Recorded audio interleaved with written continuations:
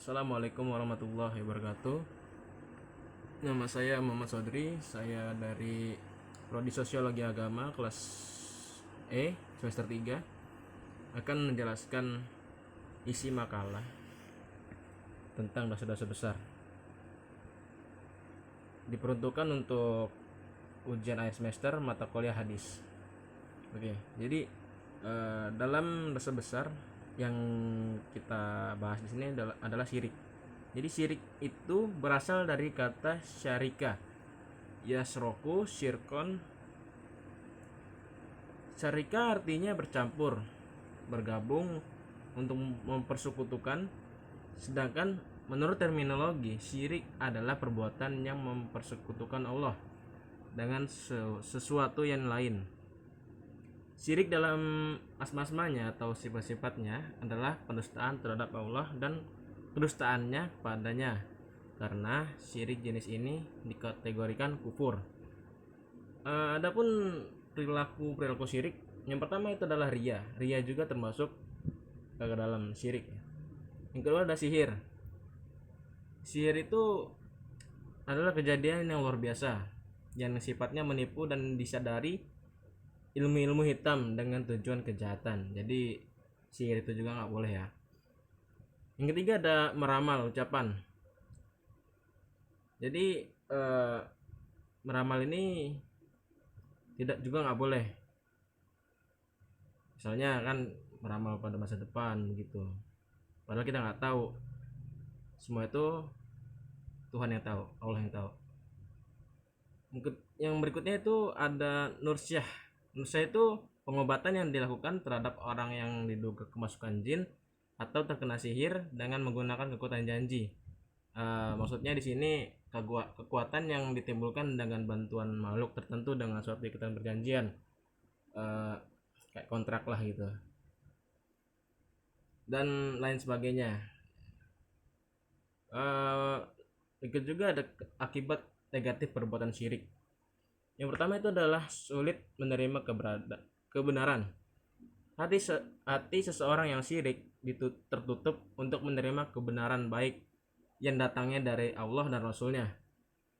Menurut Ibnu Jarir, ketertutupan hati orang syirik itu lantaran dari sifat kesombongan dan penentangannya terhadap kebenaran yang disampaikan kepadanya.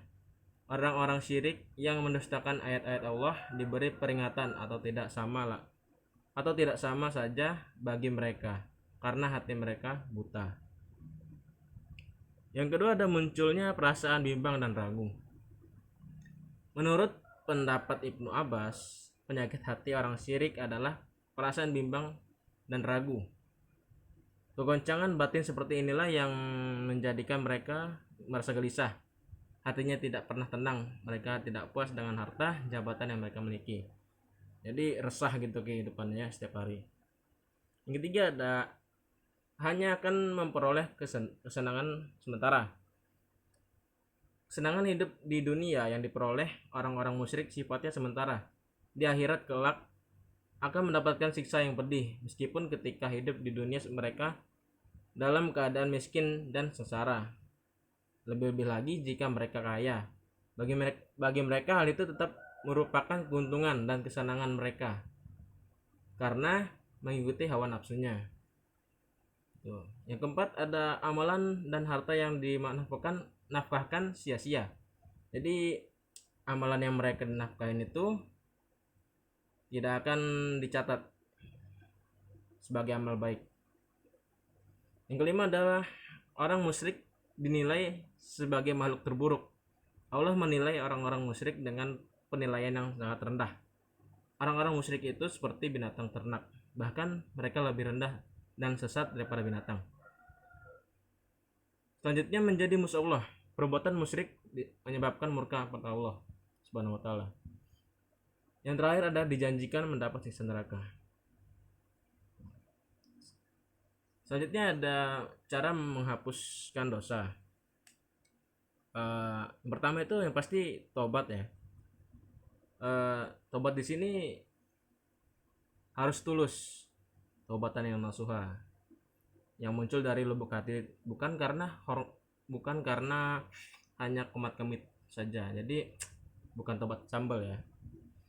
Yang kedua ada istighfar, memohon ampun. Yang ketiga melaksanakan kebaikan-kebaikan. Berikutnya ada ketimpa musibah-musibah dunia dan lain-lain. Jadi dapat disimpulkan dosa-dosa besar itu, maksudnya syirik adalah perbuatan yang mempersekutukan Allah dengan sesuatu yang lain. Syirik dalam asma-asmanya atau sifat-sifatnya adalah pendustaan terhadap Allah dan kedustaan padanya, karena syirik jenis ini dikategorikan kufur. Jika dalam ibadah kepada Allah terdapat unsur ibadah kepada selainnya, ibadah tersebut dianggap kekufuran dan pendustaan kepadanya. Dalam materi dosa besar dapat disimpulkan bahwa dosa besar ada 7 macam, dan itu kita sebagai umat muslim harus menjauhi larangan-larangan dari Allah agar kita tergolong sebagai umat yang beriman kepadanya. Cukup itu yang dapat saya sampaikan. Terima kasih. Assalamualaikum warahmatullahi wabarakatuh.